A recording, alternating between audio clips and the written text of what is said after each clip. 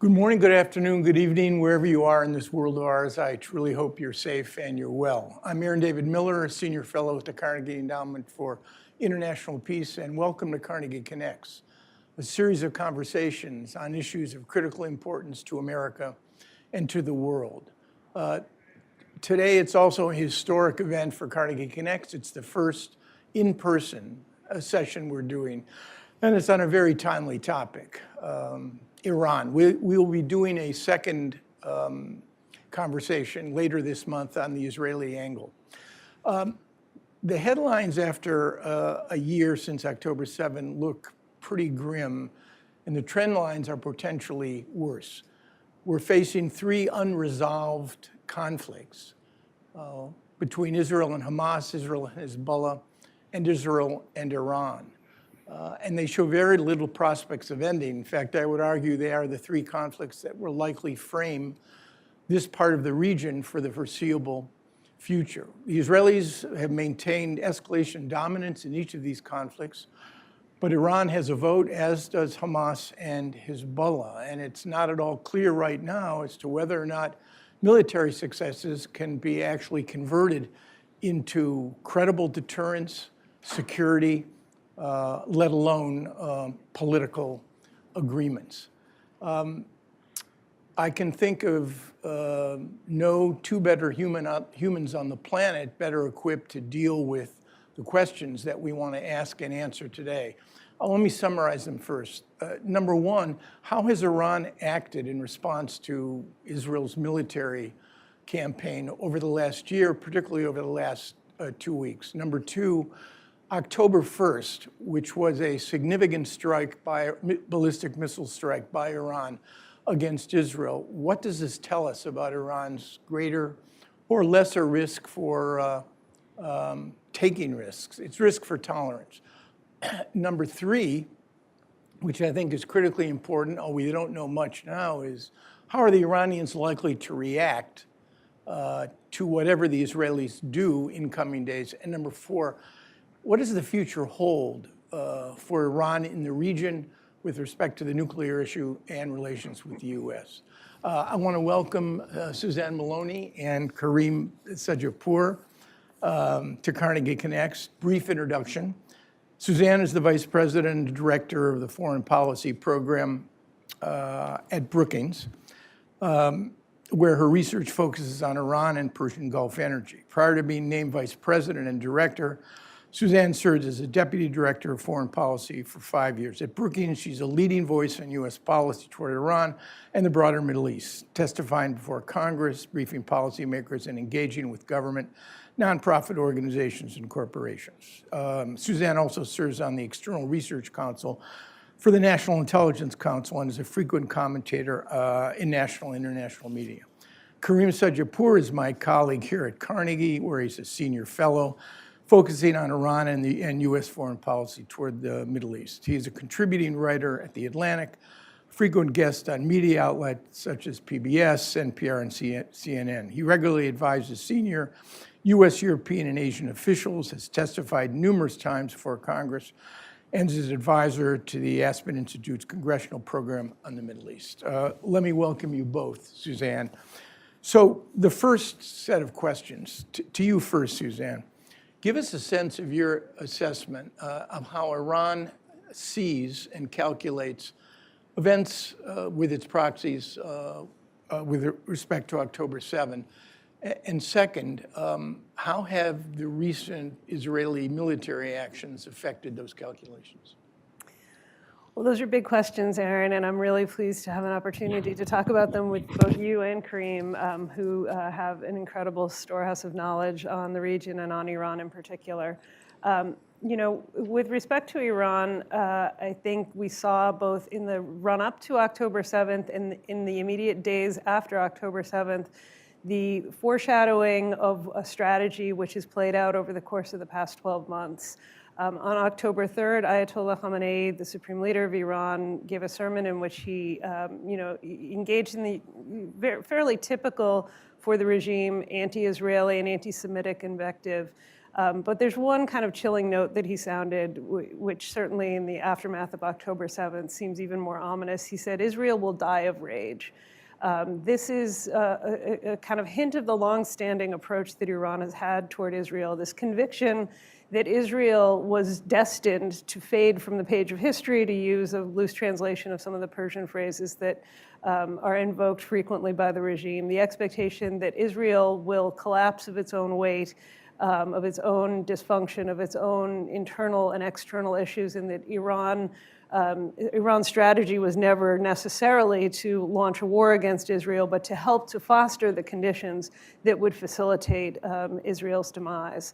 That was just before the October 7th attacks. In the immediate aftermath of the October 7th attacks, the then foreign minister, who later passed away in a helicopter accident, along with the then president, went immediately to Beirut and surrounded himself with not just Hamas, but also with Hezbollah, in a show of force, in a demonstration that Iran was not just a bystander to this horrific series of events, but a catalyst, a funder, a coordinator, a trainer, and a champion of what happened on October 7th, of the group that perpetrated at Hamas, and of a wider network of proxy militias that had been longstanding in some cases, and particularly in the case of Hezbollah, but also had become much more integrated and coordinated as a result of a series of events in the region and as a result of the proliferation of these groups and the success that they had in their individual arenas. First and foremost among those groups, of course, was Hezbollah.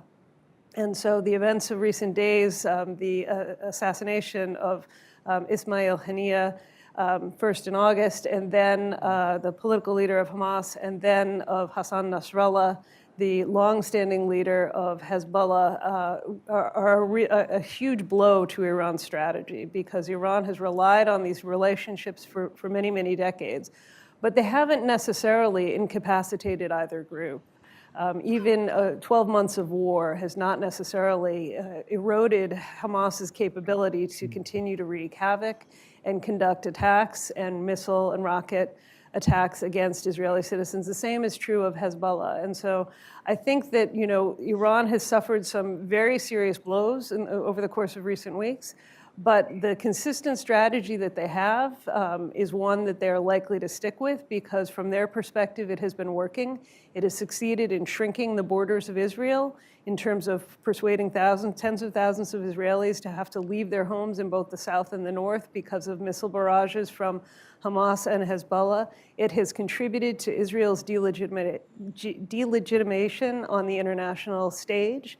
And all of this is forwarding the strategy that I started with, that is central to the ideology of the Islamic Republic, the conviction that Israel must be eradicated. Right, so it's the long game. Yes. And the rhetoric and the statements tethered to the ideology is not simply an effort to motivate and mobilize parts of the Iranian public that support the regime. It's an actual conviction that in essence, Israel is a short-term project in a region that's got a very long memory. And over time, if they stick with it, they could essentially lay the groundwork for the weakening and ultimately the end of the state of Israel. I think that's the ultimate goal for the Islamic Republic, and they see, they have multiple aims and interests in the region, and the proxies are useful not just with respect to Israel, but also, of course, with respect to another important objective for the Islamic Republic, which is to persuade the United States to leave the region and remove its own troops and interests from the region. But fundamentally, Iran has been seeking to hasten the demise of Israel, the departure of the United States. And up until fairly recently, I think Iranian leaders saw that their strategy was winning. Yeah, we may actually underestimate the importance of the Israel project to the centrality of this project, the destruction of Israel to the centrality of the regime's ideology. Karim, let me ask you about that, because I know you've written and articulated the elements of that ideology, and it's real, and it's to be taken seriously, both by Iranians and by their neighbors in the region. Thank you, Aaron. It's great to be with you. And I agree 100% with what Suzanne just said. You know, one of the mistakes I think many observers of Iran, both Western observers and Iranian intellectuals, made in 1978, 1979, at the time of the revolution, was not to take at face value the words of Ayatollah Khomeini. Everyone tried to kind of, either they didn't actually read what he had written or they tried to spin it in a positive light. And when you look back at Khomeini's vast writings over several decades, he did exactly what he said he wanted to do, which was to create an Islamic republic. And Khomeini's writings were not only deeply obsessed with the state of Israel, but they were also deeply anti-Semitic. There's no different way of framing it. And so Ayatollah Khamenei, who's taken the torch from Ayatollah Khomeini, has continued with that worldview. And in fact, I would say that there's basically three strategic objectives the Islamic Republic has had over the last several decades, and that is to replace Israel with Palestine, to evict America from the Middle East, and to try to bring down the US-led world order. And so on one hand, it's true that, in my view, Iran it's deeply committed to those objectives. At the same time, it's a regime which is also deeply committed to its own survival, wants to stay in power. It's homicidal, not suicidal. And one of what I would describe as the Khamenei doctrine, one of kind of his central beliefs is that whether it's regards to internal pressure or external pressure, don't compromise when you're being pressured. Because his view is that when you compromise under pressure, that doesn't alleviate the pressure against you. It actually projects weakness and tends to invite even more pressure. Now, I think he was in a real dilemma over the last months when Israel and Iran have had this tit-for-tat missile war, because on one hand, he's committed to his ideology, which is, let me take a step back, Aaron. When people say that Iran doesn't want war with Israel, I should say the Islamic Republic doesn't want war with Israel, I think we should qualify that. The Islamic Republic doesn't want war with Israel on Iranian soil, but they're very happy to wage war against Israel from Arab soil. And they will continue to do that. Now, I think as Suzanne mentioned, after the killing of Ismail Haniyeh, when Iran didn't react, and then several weeks later, Israel killed Hassan Nasrallah, I think they looked back in hindsight and said, this was a mistake, because by not responding, we further emboldened Israel. And I think now Ayatollah Khamenei is in this dilemma, because, as I said, he's committed to his survival, but he is worried that if you don't stand up to the pressure, if you don't react to it, it's only going to embolden it. And so the last thing I'll say here is I was rereading a political scientist whose work I really admire, Robert Jervis, and he was saying that he wrote many years ago that the paradox of deterrence is that you must be willing to risk war in order to avoid it. And I think this is the challenge that both Israel and Iran have, is that they actually have to be willing to risk war in order to avoid a broader one. Yeah. I mean, let me ask both of you, all elements of the Ring of Fire, so-called Ring of Fire, and do either of you know where that expression, is that an Iranian formulation? In any event, not all elements of the Ring of Fire are created equal. You've got the Houthis, you've got pro-Iranian militias in Iraq and Syria, you have Hamas, and of course you have Hezbollah. Hezbollah is the billion-dollar project in which the Iranians have invested since the early 80s. So I guess it's partly tethered to Karim's notion that Iran is prepared to fight the Israelis to the last Palestinian, the last Houthi, the last Lebanese, but not to the last Iranian. Have the proxies become, but Hezbollah in particular, a double-edged sword for the regime? Suzanne? I think from the Iranian perspective, they're still the most valuable asset that they have on the field. And they never have demanded to fully control the actions of any of their proxies. They have, developed this really fluid network that has enabled them to welcome new groups, to offload groups, including Hamas at different points in time, where there were ideological or operational differences, and then welcome them back to essentially influence leadership decisions, to ensure that there's some degree of coordination and training and sharing of lessons, but not a one fixed model that, a franchise that everyone has to subscribe to. So I think it is still an incredibly valuable way for the Islamic Republic to project power while, as Karim said, avoiding risks to the homeland and avoiding putting the survival of the regime directly on the line. The challenge is that, as some Israelis said in the aftermath of October 7th, Hamas achieved a kind of catastrophic success. They may not have intended or may not have anticipated that they were going to be able to wreak so much destruction and death on Israelis. They might have anticipated that the attack would have been, in some way stopped by the IDF before it became as truly horrific as it did. And as a result of that, it has raised the stakes. It has, I think, changed the Israeli calculus in a very important and long-standing way.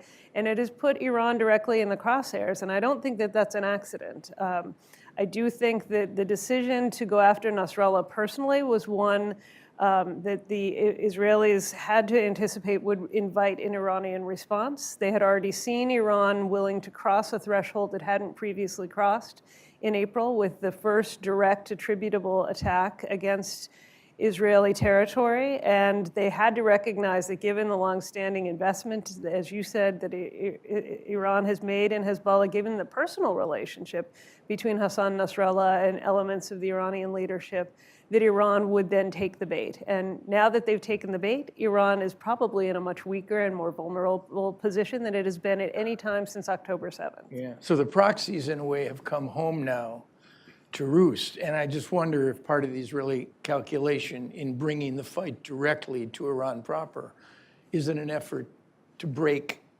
that logic chain that the Iranians have created, which is safer for them. Karim, a thought on this? Aaron, when 9/11 happened, Iran condemned it. They didn't associate themselves with 9/11. When October 7th happened, Ayatollah Khamenei was the only world leader who came out and praised it and applauded it.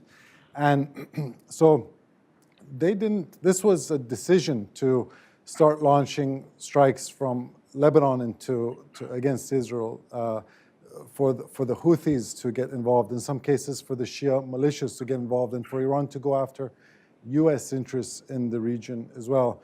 So I think if you could rewind to October 6th and give Ayatollah Khamenei the option, would you have liked to avoid this outcome?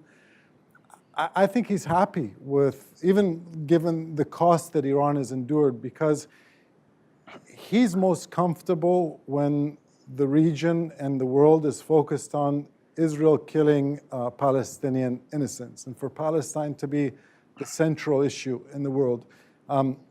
He was, Iran and its proxies were very, they were very concerned when the Abraham Accords happened. It looked like there was going to be a Saudi-Israel normalization, and the Palestinian cause had lost its resonance, because, as we talked about, this is central to their identity. So I think that the blows to Hezbollah have been significant, but it seems over the course of the last 2-3 decades, what we've seen is that Israel has the capacity to do enormous destruction to groups like Hamas, Palestinian Islamic Jihad, Hezbollah.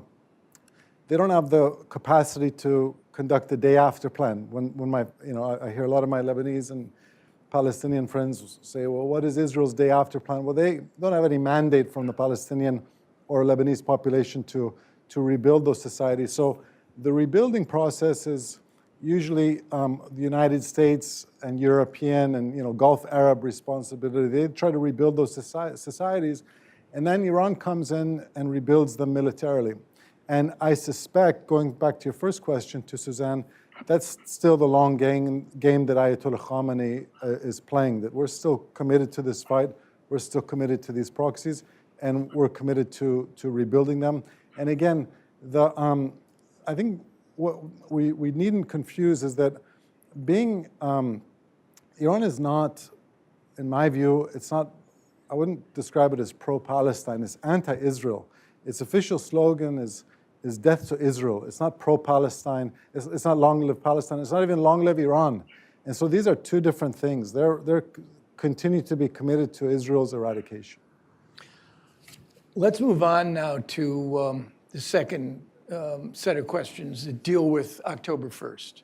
October 1st was not April 13, 14, where the Iranians telegraphed they launched, 300 high trajectory weapons. A portion of them were ballistic missiles, not all of them. 90+% were destroyed before they impacted on Israeli airspace. The October 1st launch was different.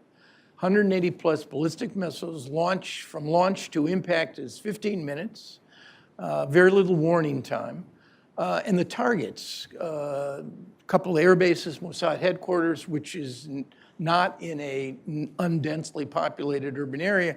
The Iranians could not have been sure this time that Israel's multi-layered air defense system would shoot them down. You could have had a catastrophic event with a lot of civilian casualties. So the question, first to you, Suzanne, what does this say about risk tolerance with respect to the regime in this second attack? Well, I would actually argue that both the first and the second attacks suggest a higher degree of risk tolerance than we have traditionally associated with Iran's leadership, especially when it comes to their own survival. As Karim said, that's their primary goal, is to preserve the Islamic Republic and their own absolute control over society. But what we saw in April, I think, as much as it was telegraphed and as much as it was, there was a decent interval given for the United States working with Israel and working with other allies and partners in the region to develop a really robust game plan for managing what was a sophisticated attack. That one, too, could have ended in some kind of a catastrophe. You simply don't fire off at that time, I think it was more than 100 ballistic missiles, and presume that there will be absolutely no casualties. Even the attack on Al-Assad Air Base in Iraq that the Iranians launched after the assassination of Qassam, of the head of the Quds Force, in 2020, that resulted in more than 75 severe injuries to American soldiers. So I think that the presumption that this is just all symbolic it probably underestimates how serious it was and how much of an important taboo that Iran had held for 45 years that they decided to cross in April, and then once again on October 1st, what we're seeing is a regime, both in those actions, in what we know about the interference that they've done in the American election, what we know about the targeting of Iranian dissidents around the world, as well as former US officials on the American homeland, that this is a regime that is engaged not just in malign behavior, but in really dangerous and risky behavior. In a way that I think we have not seen since the earliest decades of the Islamic Republic. And with respect to a direct attack on Israel, again, the October one with less notice and less capacity to mobilize the defense, I think they also demonstrated a higher degree of prowess than I think many of us would have assumed. Yes, they did not, in fact, do any damage, but they did, in fact, demonstrate that they can hit almost any target within Israel. And that, I think, sends a very dangerous message, and it ups the ante for the Israeli response. And with a repository estimated to be of varying qualities, 3,000 ballistic missiles, it's a cautionary tale of what might come. So, Karim, to you on this, do you think there was any internal debate, significant, serious internal debate within Iran about the October 1st strike? Aaron, one of the things that's difficult to discern from afar, the Iranian system is such a black box. In my view, the key balance of power or political debate to watch is not between the so-called moderate Pezeshkian administration and the Revolutionary Guards. I think that the presidency and the foreign ministry are not really strong players in this equation. As an aside, Tom Friedman wrote down to the minute, when Iran's retaliation against Israel was going to happen, and he probably had that information before President Pezeshkian had it. He wrote himself that Pezeshkian was given the news of Iran's retaliation after it launched. So I think the key balance of power is between Ayatollah Khamenei and the senior Revolutionary Guard commanders. Now, up until now, it's clear that he's at the top of the power pyramid. I've not noted even a single example of Revolutionary Guard commanders saying anything even mildly critical of the supreme leader. But at age 85, it's not simply possible for him to micromanage things the way he was perhaps doing 10, 15 years ago. And so these are Revolutionary Guard commanders which he himself has appointed. They probably are thinking about what happens in a post-Khamenei Iran as well, and with succession. And in general, I would think that external insecurity plays to the interests of security forces. And so I think in some ways, the more he ages and their role increases, perhaps that will be one reflection of it, is that the less risk-averse Iran's conduct will be. Yeah. Let me just follow up with you on Karim. You've made the point that even the most revolutionary of leaders becomes less revolutionary once the revolution succeeds, because the day after it's preserving the revolution. So let me ask both of you. There's a risk to responding, because the Israelis are going to respond, and we'll get into that in a minute, but there's a risk to not responding. Is the calculation at all tethered to what the domestic internal reaction would be to a massive, potentially devastating Israeli strike in this next round? So all politics is all politics local? Yes. That's my question. Well, let me make two separate points, which is, number one, I think that Ayatollah Khamenei, even though he hasn't left Iran since 1989, he only came once to the United States in 1988. I don't think he's a great interpreter of American politics, but I think he's a pretty decent judge of U.S. resolve. And I think in this context, he sees what we also see publicly, which is that the United States is trying to restrain Israel. President Biden has spoken openly that he's tried to dissuade Israel from going after Iran's nuclear facilities and Iran's oil facilities. If there were a different president in Washington, perhaps a President Trump came out and said Israel should first hit the nuclear facilities, Iran's calculations may be a little different. If they felt that Israel, rather than being restrained by the United States, was being almost instigated or compelled by the United States, Iran calculations may be slightly different. Now, the domestic context, because there's a lot of debate about what would be the public reaction or the popular reaction inside Iran in the aftermath of an Israeli strike against Iran. And obviously it would depend on the scope of an Israeli attack. But my sense over the years, from having seen different popular reactions to different outside activities, whether it's sanctions or the killing of Qasem Soleimani, is that it usually tends to accentuate people's existing political disposition. Meaning, if you're a supporter of the regime and Israel strikes Iran, you're going to double down on that support and you're going to publicly show your allegiance to the government. And if you're one of, I would guess, probably 75% at least of Iranians who dislike the government, I don't think you switch teams and all of a sudden become an Islamic Republic supporter. But I think you celebrate in the privacy of your own home. You don't go out and publicly celebrate. And I'm skeptical it's going to compel people to take to the streets. So the net impact or the net effect is that in the aftermath of an Israeli strike on Iran, we could see millions of people take to the streets in Iran. Because, 25% of 80 million people, that's still a lot of people that they can mobilize to take to the streets. And it will appear to the world that there's been a rally around the flag effect, but I don't think that that's what in fact will happen. It's more likely just to further polarize along the lines of his current polarization. Right. So if you control, Suzanne, the instruments of state power, and you have a history of repression, we're not talking, assuming the Israeli strike is massive, devastating, we'll get to this in a minute, any sense that the regime would be concerned about domestic instability? I think the regime is always concerned about domestic instability, and this is why they've maintained such, powerful levers of control over society, whether it's digital, whether it's just the routine use of coercion and the disruption of any sort of potential threat to their monopoly of power.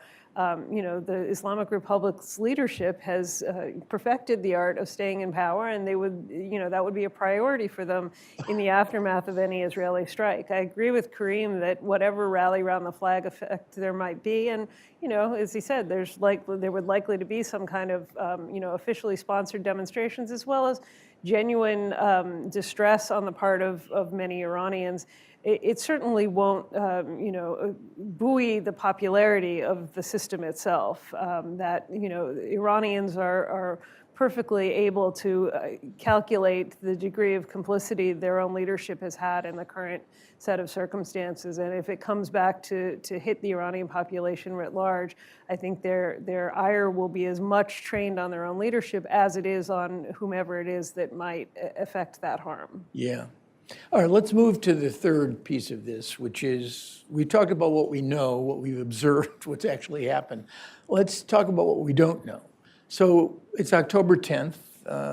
The ballistic missile strike was October 1st. The Israelis haven't yet responded. Rosh Hashanah may have had something to do with that. October 7 had something to do with that. You've got Friday, Saturday, you've got Yom Kippur.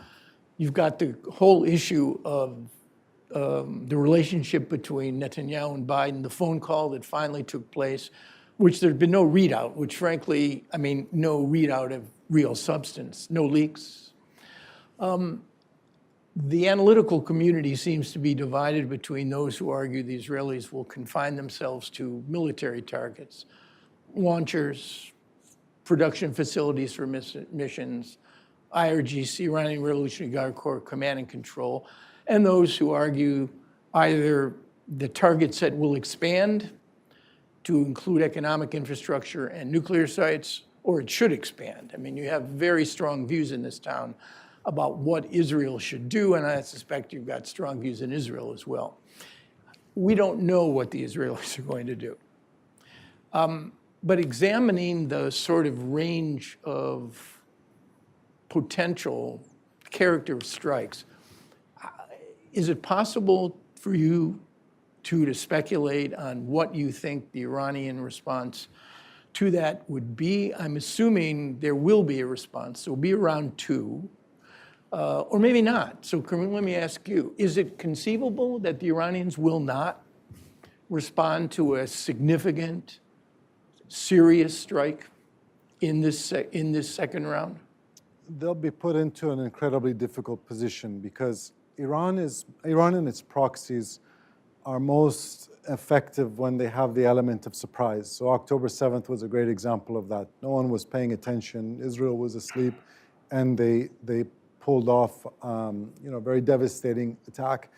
When the entire world, when you have a huge U.S. military presence in the Middle East to deter against this eventuality, when Israelis everywhere, including Israeli embassies around the world, are on high alert, it's much more difficult for Iran to pull off a deadly attack, especially if in the event that round 1, whenever this Israeli attack happens, doesn't include nuclear and oil facilities. If Iran responds in the way that they have in the past, I think we can assume that a second round of Israeli attacks will include nuclear and oil facilities. Right. So, what we saw last April was, Iran launched its strike.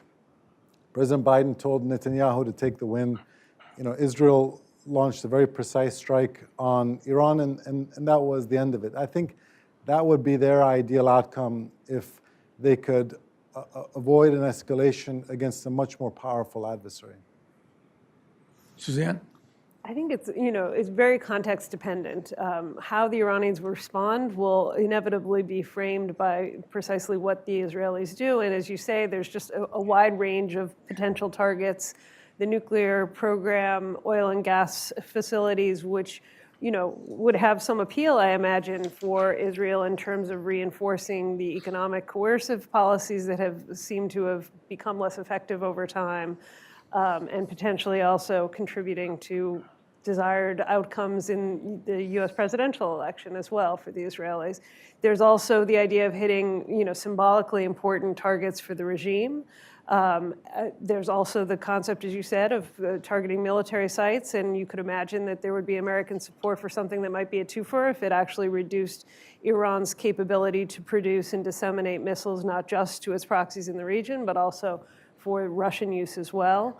I think that all of these things have different implications in terms of size and scope in addition, and how the Iranians respond. But I do think we will see some kind of a response, and whether it's immediate, whether it's direct and attributable, or whether it's the kind of responses that we've seen from Iran after prior incidents, either from the U.S. or Israel, where they, in the aftermath of Stuxnet and other efforts by the United States and Israel to incapacitate or set back their nuclear program, sought to hit Israeli targets around the world, whether after the assassination of Qasem Soleimani, they have targeted American current then and now former senior officials for assassination attempts.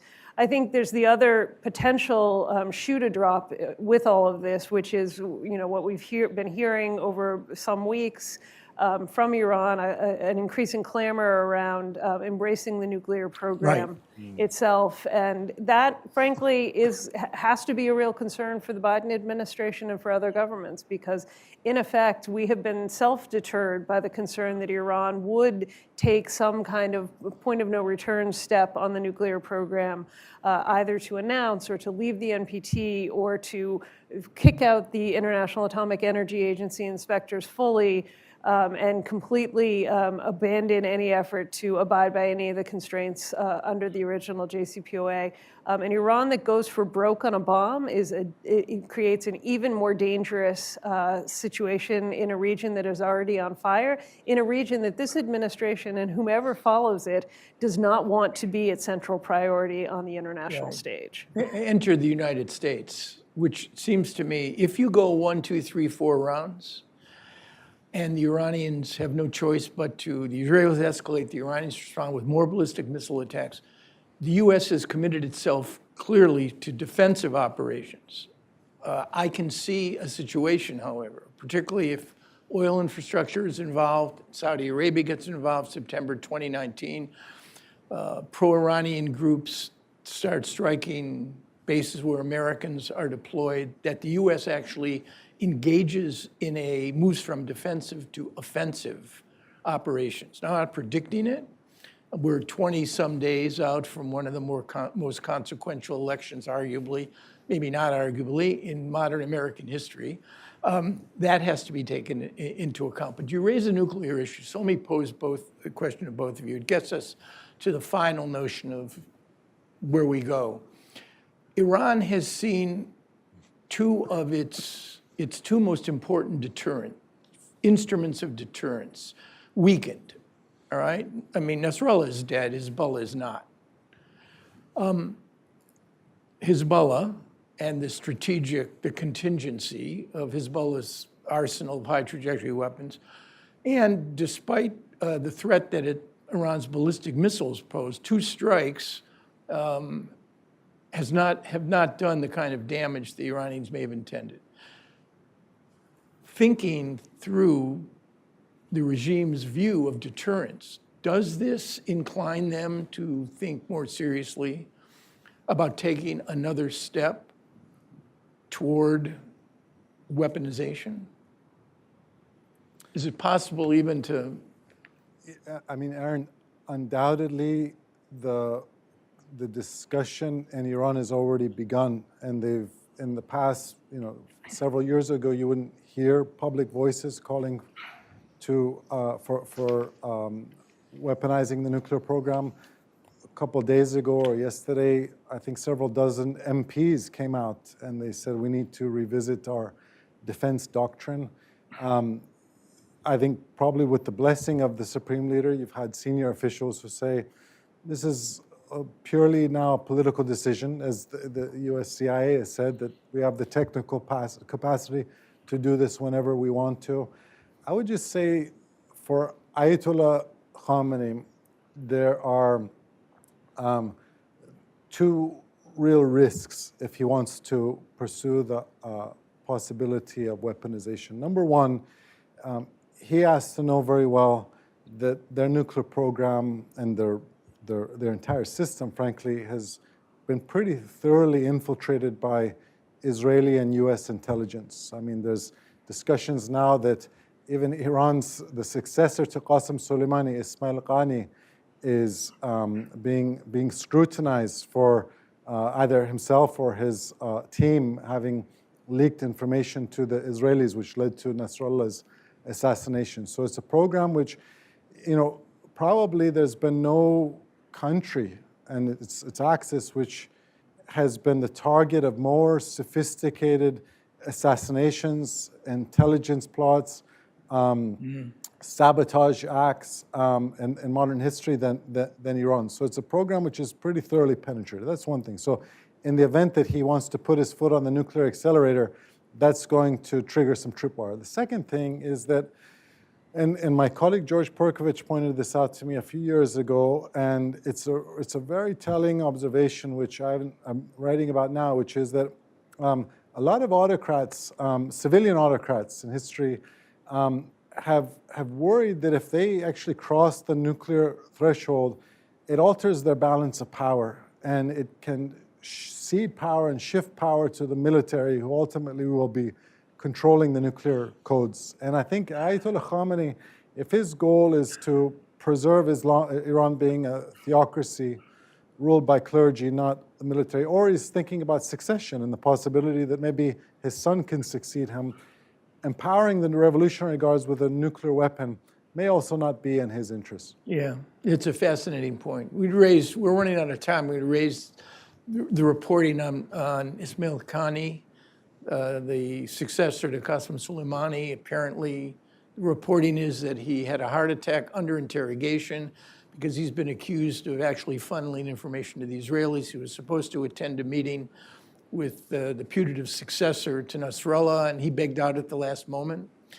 It's to Karim's point, whether it's true or not, it does feed this whole notion that this is an incredibly vulnerable and highly penetrable regime. We're running out of time. I really wish we had more. I want to ask each of you one more question. It's been my view that we have a strategic problem with Iran, but we have no strategic solution, which is why everything we do is tactical. It's transactional. JCPOA, informal understandings. Is that the way you think? I hate the term game changer and inflection point. I mean, everything's an inflection point, and it's really not. But are we entering a period in which that calculation that we have a strategic problem with Iran, but no strategic solution to the problem, are we entering a new phase in which a variety of issues, including the US-Iranian relationship, what to do about the nuclear issue, somehow what's happened over the past couple weeks and what may happen over the next couple changes the contours of the problem? Or is this the long game and it'll get ground up there will be no breakthrough, there'll be no breakdown in the current period, there'll be a muddle through. It'll be more continuity than contrast when the dust settles. What do you think, Suzanne? I will venture a guess, which is I think that, for American politicians, both before and frankly after the upcoming election, the long game is the only game there is. And the long game isn't just wait it out. It isn't just deploy tactics. It really is focus on what is going to be the game changer, the inflection point for Iran, and that is a change in leadership and ultimately a change in regime. That is the only strategic solution to the problem that we face with Iran, because fundamentally we don't face a problem with the Iranian people. We face a problem with this particular government that has been in power now for 45 years, but ultimately is on the brink of a really important transition that could create some moment for entrepreneurial opportunity. I will say, though, while we don't perhaps see a strategic solution, it may be that some of our partners in the region do and are trying to pursue one now. And I think that what we've seen over the course of recent weeks from Israel is a determination not to let this lie, not to wait for the next generation. Right. So that, before I get to Karim, that would imply on any number of issues, kinetic issues and non-kinetic issues, a risk readiness that administration after administration have avoided taking with respect to accelerating the only strategic solution, which is a different regime. I mean, is that where you're going with this? I think a risk readiness, but also managing the potential dissonance with our most important partner in the region, the Israelis, who I think are prepared to undertake other types of strategic solutions. Right. Karim, I'll give you the last word. I agree 100% with Suzanne. Unfortunately, I don't think we're ever going to see meaningful stability in the Middle East as long as you have a very powerful country like Iran, whose organizing principle is death to Israel and death to America, and it's willing to spend its vast energy resources to back up those strategic objectives. You know, in my view, Henry Kissinger once said that there are few nations in the world with whom the United States has more common interests and less reason to quarrel than Iran, but Iran has to decide whether it's a nation or a cause. I don't even think it needs to be a transition from a theocracy to secular democracy, but simply a transition from the status quo government whose organizing principle is the ideology of 1979 to a government whose organizing principle is the national interests of Iran. That would be, in my view, the real game changer for the United States and for the Middle East. And, you know, I think it's something which the people of Iran want. The question is, you know, when it might happen. Yeah. Well, we're at the end of our 45 minutes, even a bit over. I want to thank the two of you. I mean, I'm absolutely persuaded there are no two better humans on the planet to tackle these issues and even to offer some judgments on things that we haven't seen or are about to see, which is very impressive. It's been a really rich discussion. Two of you will definitely have to come back. But thanks so much on behalf of Carnegie and on behalf of me. Thank you so much. Thank you.